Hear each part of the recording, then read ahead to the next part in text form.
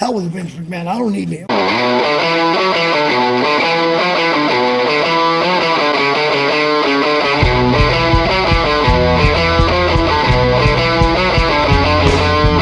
Radiation is a curious thing. No one expects what it would bring. Yeah, how about T. Ranchula? T's a great guy too. I have nothing bad to say about T. I worked him a bunch of times. The only thing about working T is, T wants to get his stuff in. You gotta get those nachos in, Sure. so you gotta make sure you're ready to wear those nachos. The only thing with going with T to shows, and I shouldn't say this, but be prepared to go 100 mph to the show. He drives like that, huh? For God's sake! If the show's 4 hours away, we're there in an hour and a half. I would sit in the back and I would hold that oh shit bar, and him and Kenny would be up front. I'd be in the back just praying, please, dear Lord, please let us get there. Please let us get there. And we'd be in West Virginia. A cop would be flying by the other side, and he'd be like, oh shit, because they had the moving radar back. I guess they still do. And cop would turn around and pull up, and Kenny and T's thing was, we're doing a charity show for the police. We're okay, slow it down, and off we went. Wow. All times I was, and we never got a ticket. You talked about him a little bit. How about Quinn Magnum? Quinn, one of my best friends in the business. When Quinn started, me and him had a friendship, a relationship, as far as friends go. When he was training, he came in right as I started in May, like I said, and I think in June of that same year, he started training. BA had left, and Paul Atlas and Brian Anthony took over, and I would come up there still, continue my training, because as you know, even after 22 years, your training's never over. There's always something more to learn. So I learned from them guys. But me and Quinn we just hit it off. There was just something, the friendship there, and it was just a natural fit for us to become a tag team. And we spent countless hours, tons of hours, me, him, and Mad Mike, just working on things in the ring. Whenever nobody was in the building, just other days, which you don't see a lot of guys do that anymore, and probably because there's not a lot of rings just set up to come and working here for sure. PWX there is, it's always there, but other places it's not always set up to go, and it was always there 24/7. If you wanted to go, you can go work out. So yeah, I love Quinn, and Quinn is the reason I'm probably still here. Well, he's definitely 100% the reason I'm still here at PWX. Okay, so this isn't a person, this is a thing. We all have critics. We all have people that don't like us. Mm-hmm. And with that in mind, next word association, the Indie Message Board. I don't pay attention to the message board. It's gone now. It's not there anymore. Okay, well that's kind of news to me. I remember you guys saying that in another interview, but pretty much everybody who's on the Indie message board are workers. So, if a worker's going to talk about me, whatever, I don't care. Through my 22 years, I don't think I've ever done anything bad to anybody in this business. I try to be a nice guy. I don't let my ego get in front of me. And I don't even think I have an ego. I don't know. Maybe I do. I guess you got to have a little bit of an ego too if you want to be, the best at what you do, or try to be as good as you can be. But I don't know. Was there something said about me on the Indie message board? I don't remember, but it seems like somebody had something. Everybody that's in the business has had something said about them. So maybe not the Indie message board, but somebody that might be critical of you. What are some of the things that they would say about you? I did see on I don't know what piece it was. Someone did something about me and said after my heart attack, I wasn't what I was before. Which, okay, that's fair, but in my opinion, leading up to the heart attack, I wasn't what I was before. After the heart attack, I was better than that, and so they can say what they want to say. Again, it doesn't matter what people say; it's what I feel, So Okay. It doesn't. How about Brandon K? Brandon, great guy. I love working for him. Unfortunately, I'm not working for them guys anymore. Wish him nothing but the best. I had a lot of good matches with him. I enjoyed training with him, helping train guys. I enjoyed when you were there with us helping train. But, unfortunately, things with Ryse and me didn't work out. So, he's doing well. He's doing his thing. And, and I'm still friends with Brandon. Want to talk about that while you're not there? I don't know why I'm not there. Oh, okay. I wasn't getting booked. Okay. Plain and simple. I took some time off in September of last year until March because I was having some medical issues. Mm-hmm. So I was still working behind the scenes. I started with Ryse from the beginning, and I worked for them almost a whole year before I got sick. Took the time off. I stayed behind the scenes to help Brandon out with everything he needed. You know, he brought on the booking team. I went to the head booker and told him I'm ready to go in March. I'd like to start back in the tag team so I can see how I feel. Okay, that's great. I was going to get Denny Gregory to be a tag partner of mine because that's another really good friend of mine. He couldn't work out, so I just said to him, whatever you want to do, you know, I'm ready to go. I've been ready to go since March. I was tired of going down the shows where I was ready to work on and not get work. Not get told why I'm not getting work. You know, whatever. I mean, I have a feeling why. I'm not going to put it out there because that's not me. Right. But, you know, it is what it is. I just felt it was best for me to stop going down there and watching the shows when I can't enjoy what I like to do. Sure. You know, Yeah, if you're going to invest your time. Yeah, You I know. mean, I knew for that time in September through the March, you know, whenever I finally started feeling better, that the only thing I could do was help out behind the scenes. I was still itching to get back in the ring, and I knew I was going to get, you know, I was going back there, but, you know, it just didn't work out down there for whatever reason. Okay. So How about Norm Connors? I don't want to say anything bad about Norm because I don't have anything really bad to say about him. I just feel like Norm never liked me. Why? I don't know. It felt like every angle that we ever were in when Norm was working here, he just kind of, I felt like me and Quinn always got buried by them guys. And I don't know if he had beef with me or I just felt that way. You know, I never sat down with Norm and talked to him about it, you know. So, you know, as far as, I mean, he's a smart guy. He did a great job with his promotion. I can't take anything away from what he, you know, what he built over there at Steel City and then giving it over to IWC. I just don't know if the guy ever liked me. In my head, he never did. I could be totally wrong. Maybe he did, but I don't know. Yeah. I think Big Chris, how do you pronounce his last name? Korbelic? Yeah, clever. Clever. Yeah, I think maybe he sort of feels that way too about that whole situation. So let me ask you about Chris. Let's talk about Chris. Me and Chris, man, Chris is the kindest guy. Yeah. He is so nice. Right. You know, I worked a program with him after I worked that first match with Barry Ray. They put me and Country Boy Chris at the time in a program together. And back then, he was, 400 some pounds. And I was the first guy to ever slam Country Boy Chris. So then I became the strongest man in PWX, Crusher Hansen, or I think I was Bone Crusher at the time. Okay. But I had so much fun working Chris. Very professional, good worker. For as big as he was, he can work his butt off.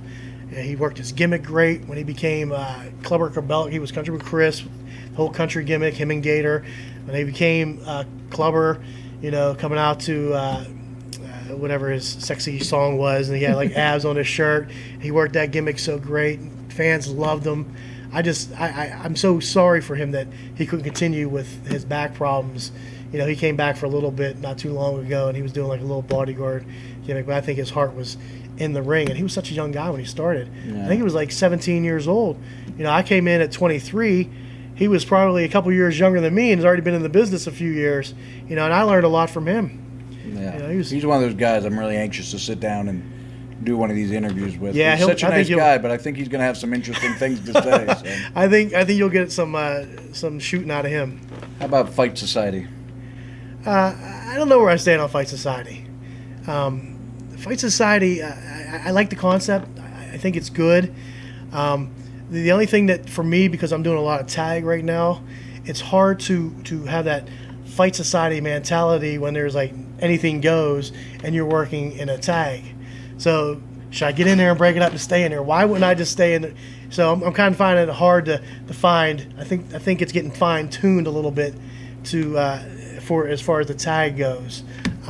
It's unique, I think. I don't know if anybody else is doing what Quinn has set up to do. I think the change was warranted. I think PWX was getting stale. I don't know how many people You know, I don't know, or maybe I don't want to get into the reasons why people were leaving and stuff like that, because you know that's for other people to worry about. You know, not me. But you know. Well, you don't want to talk about it, but let's talk about it. Why do you think people are leaving? I don't want to talk about it. All right. I mean, I don't want. Yeah, I don't want to talk ill on okay. people. All right.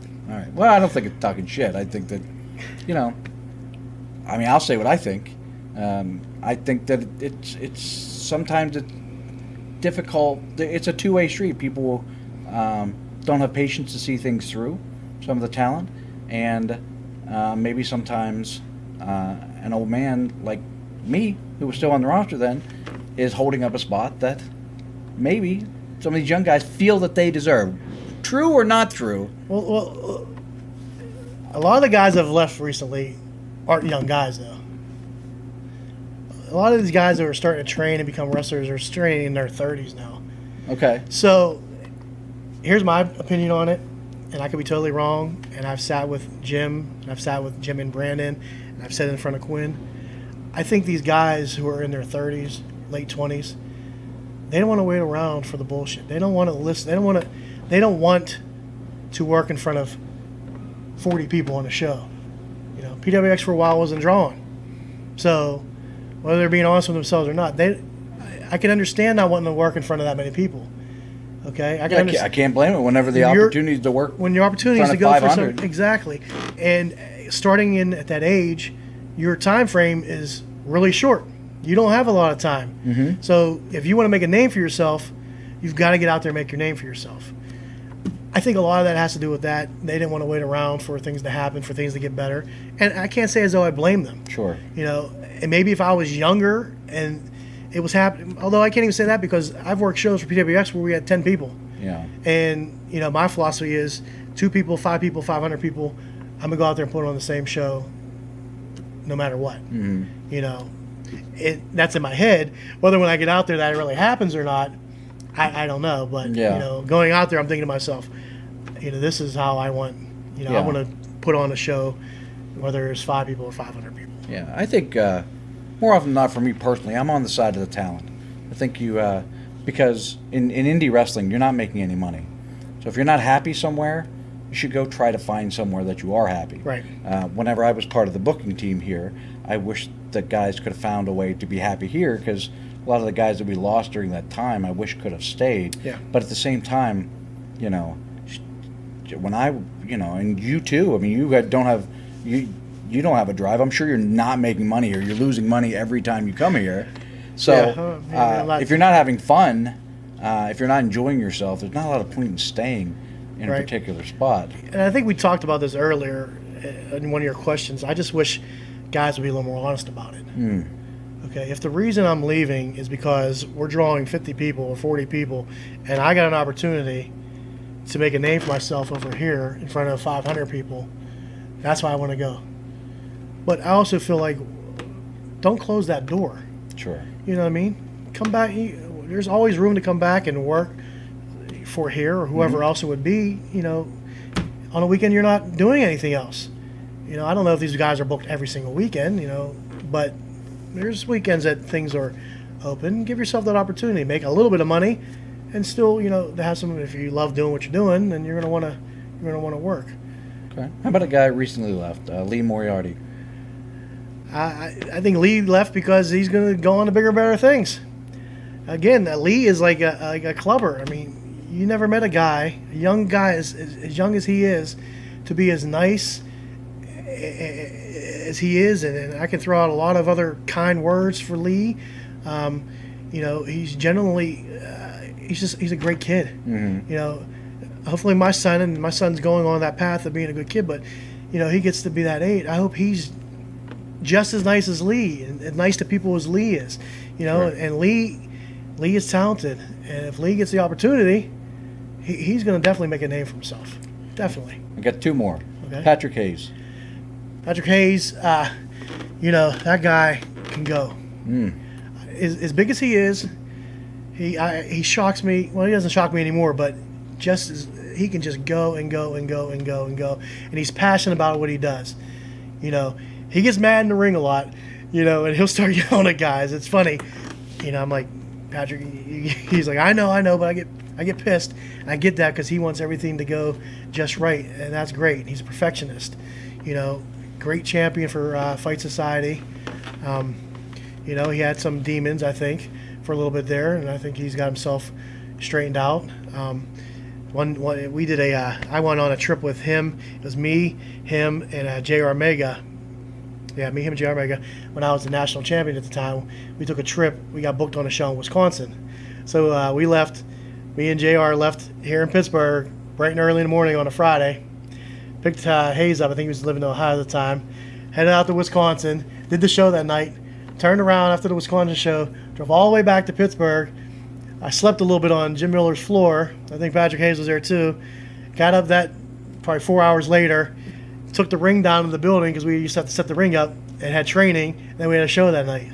Ooh, that's a rough day there. Yeah, that was a rough day. But and him and JR I think worked on that show as a tag together. But he's a funny guy. Just a nice guy to talk to. Like I said, he's passionate for what he does. He will tell you if he doesn't like something or if he did something wrong. He'll let you know, and that's great. I mean, these guys need to probably be told some of that sometimes. Last one, Jim Miller. Jim Miller. Ooh, big deep breath on that one. I've been with Jim for 22 years. I know what Jim is. I know who Jim is. And a lot of people don't like Jim for who he is, what he says, what he does, what he stands for. I don't know. Jim pisses me off. I have a problem right now with Jim, and I'm not going to get into, and I don't think he even knows it, and he does now. I mean, it's not a big issue, but it's just something that kind of hurt me. But again, I'm the kind of person that just doesn't, I don't want to be mean and stuff like that, so I keep it to myself. I'm sure he'll ask me after this interview's over with, if he watches it. I mean, Jim's given me a place to wrestle for 22 years, so I can't be too mad at the guy. There's been a lot of stuff that was said over the 22 years that was going to happen that never happened. At the beginning, there was things that were said, this is going to go on, this is going to happen. It never happened. It was disappointing. But you just grow, I grew to understand it. And then, leading into what we talked about with guys leaving and stuff like that, I think a lot of the guys don't want to, they just didn't want to put up with all that, empty promises. And I don't know if they're empty promises as far or more of just things fall through. That happens. So, but again, you don't want to. Some guys don't want to deal with that. Right. I guess I'm a glutton for punishment. So I've dealt with it for 22 years. Yeah. Well, I mean, I think maybe you're a little bit like me. And maybe we're in the minority, but I like Jim. Mm-hmm. I mean, I think that he's sort of. I like Jim too. He's a promoter. I mean, he'll try to sell you a load of make shit. Money, right? But I think to me at least he's likable. I know I'm in the small minority. I'm this weird guy that I like almost everybody, but nobody seems to like me. It's a weird life to live, but I've felt that way for 20 years. I'm used to guys that are weird or have egos, so that this shit doesn't bother me. But I think because I'm a loud talker and if I have something to say, I just say it. Right. And, people don't like me, but I mean, the moral of the story is I like Jim. I mean, I don't agree with everything he says. I think that, but I think that's fine. I don't have to hate somebody just because I don't agree with everything they say. Right, and I think I fall right in there with you. I like Jim. I don't always agree with everything he says. He probably doesn't always agree with everything I do or say, but that's just Jim, So you've been at this 22 years. Yeah. What's next for you? Retirement. How many years you got left? I don't know. It's funny because the time that I was off, this past time, a couple months I was off, at the beginning I didn't miss it. And then you start to miss it. I'm like, man, this breathing better, something better give. I want to get back in there. And then there's times it's like, oh boy, I don't want to be there. Summer times are the worst. The older I get, and my kids get a little bit older and there's more activities going on. Like today we're doing this on a Saturday and we have a show today and I could be doing something else on a Saturday with the family than being here. So I think my philosophy is I probably got another 5 years minus summers. Okay. Maybe I stop in May and pick it back up in September. I don't know, because there's so much, well, actually my son will graduate in 3 years, so maybe 3 more years of summers off. I feel fine. Unlike a lot of guys who've been doing this as long as I have back issues, have concussion issues, and I think I've been one of the lucky guys. I mean, minus a heart attack. Just minus that little heart attack. That wasn't wrestling related, really. You think about it. I mean, that's life related. All right. Injury wise for wrestling, I had my knee scoped, but that was right in the beginning when I started wrestling, pretty much. So I take that as probably years of football, years of softball and baseball. Wear and tear on the knee. I had 2 broken ribs in the match, and I broke a nose. That's the worst I've had so far. It's pretty good as far as wrestling knock goes. on wood. Yeah. I feel like, and I ask guys all the time, Paul Atlas's, yourself, Quinn, once I start looking like crap in the ring, if I can't go anymore, please tell me. Please tell me so I can bow out gracefully. I don't want to be one of those guys that hold on, who can't take a bump, bump to their ass, although I don't like the bump anymore, and I, smart enough that I don't have to bump every match, but I still can. If I have to go, I can go, believe me. But, so. Okay. What's left in wrestling that you haven't done that you'd still like to do? I don't know. I can't. I don't think. You good? I've held titles. Was the NWA national champion. I mean, you know how prestigious that is. Sure, absolutely. At the time I won it, I really didn't realize it. But then looking back, Ric Flair and all those guys, men who held that title. So I had that. I'm not going to the WWE anytime soon. I'm 45 years old. I know that. No regrets there. I don't know. I think I've worked one steel cage match in my entire life, and it was supposed to be a double steel cage match, and they couldn't get the second cage in, so there's only one, and never really got good time in the one cage. So maybe a steel cage match would be one thing that I would want to do going out, because I've done all the other matches, hardcore matches, ladder matches, tables matches. What other matches are there? I don't know. There's a tube sock on a pole match. Whatever. We did hardcore battle royals. Done all that stuff. Maybe a cage match would be okay. All right. The last thing left on. We've covered a lot here. Is there anything else you'd like to add before we wrap things up? One thing we didn't mention was, and this is, I was thinking about this when you called me about the interview, and I'm not just saying this because you're sitting next to me, but these last couple of years I've gotten to know you a little more, and one thing I don't regret, but I wish I would have done was I wish I could have got on some of your shows back in the day, because I felt like looking back and seeing some of the stuff you told me, they would have been so fun, and just to hang out with you with the knowledge you have, and you're a very knowledgeable guy, and I think that would have been a fun period of my career. So I can't tell you how much I think about the friends that I've made here that I wish I could have been friends with 10 years before. Right, exactly. There's so many of you guys out here that, to be honest, I thought those guys would never like me because they have their thing going on out here, and I'm in Altoona being a maniac and drawing these nice crowds. They would never get with what I'm doing out here. But, now I've got to know all you guys, and I just wish I could go back in time and say, hey, man, let's collaborate. Yeah, right. Have a lot of fun. That would have been fun, right? Yeah, so, what are you going to do? We only have the future. We can move forward from here. And start running some shows. I'll come out there. Yeah, well, never say never. I'll tell you that much. Wink. So, all right. This has been great. I really appreciate it.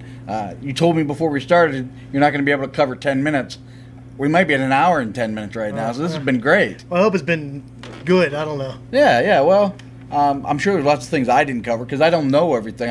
There was a big period of your wrestling that I don't know a lot about. So for me, this was a good way to get to know you better. Hopefully some other people have got to know you a little better. This has been great. I really appreciate it. I appreciate you having me. Thank you very much. This Thank has you. been great. We're going to close on this. And guys, girls, please stop having shitty matches. You're ruining my life.